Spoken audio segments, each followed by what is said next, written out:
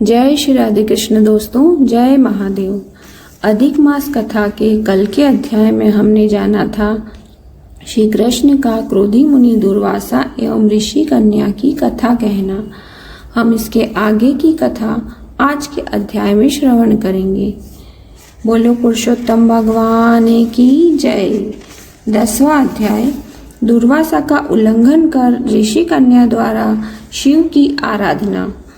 नारद मुनि बोले, हे तपोनिधि, उन महाक्रोध एवं परम तपस्वी मुनि ने उस ब्राह्मण कन्या से क्या कहा, वह सब मुझे सुनाइए।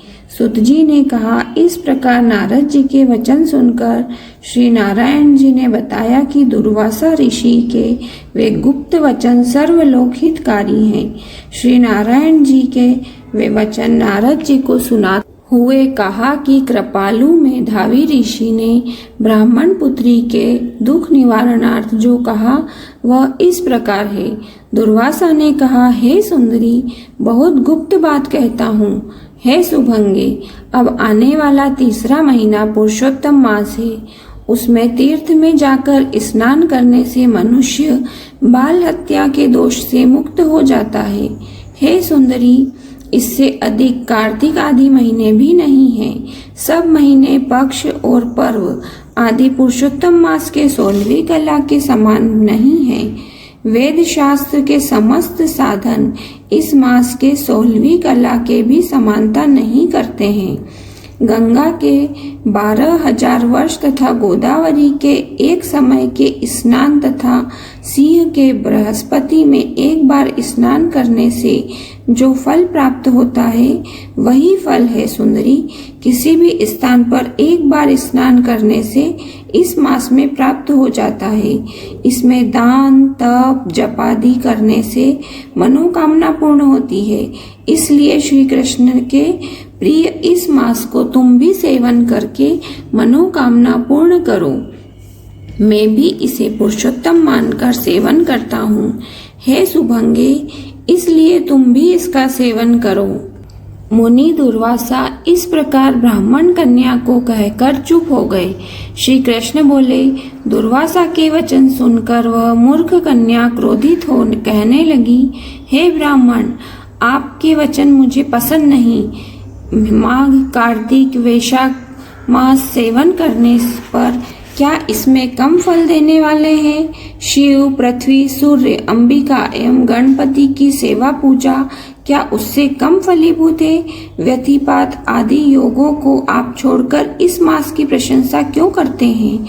यह मास तो सब कर्मों में निंदित मल मास है। आपको लज्जा आनी चाहिए। सूर्य की संक्रांति इसमें होने से इसे श्राप श्रेष्ठ कैसे कह सकते हैं? मैं जानती हूँ कि सब दुखारी निसंदेह श्री हरि हैं। ब्राह्मण पुत्री के वचन सुनकर दुर्वासा की आंखें क्रोध से लाल हो गई, किंतु मित्र कन्या होने के कारण फिर भी उसे शाप नहीं दिया, अपितु दया आ गई। उसे अपना हित अनहित जानने में अयोग्य समझा। पुरुषोत्तम मास की महिमा बड़े बड़े विद्वान नहीं समझ सकते, तब मूर्ख बुद्धि पुरुष या स्त्री कहाँ जान सकते हैं? यहाँ बाला पितृहीन कुमारी है, दुख के कारण यह तप रही है, मेरा श्राप कैसे सहेगी? इस प्रकार विचार कर क्रोध दूर करके मुनि दुर्वासा बोले, हे बाले, तू मेरे मित्र की बेटी है, इसलिए मैं तुझ पर क्रोध नहीं कर रहा हूँ। तुम जैसा चाहो वैसा करो और मैं जो तुम्हारा भविष्य कहता हूँ वह सुनो। तुमने पुरुषोत्तम मास का निरादर किया है, उसका दंड इस जन्म में अथवा दूसरे जन्म में अवश्य प्राप्त होगा।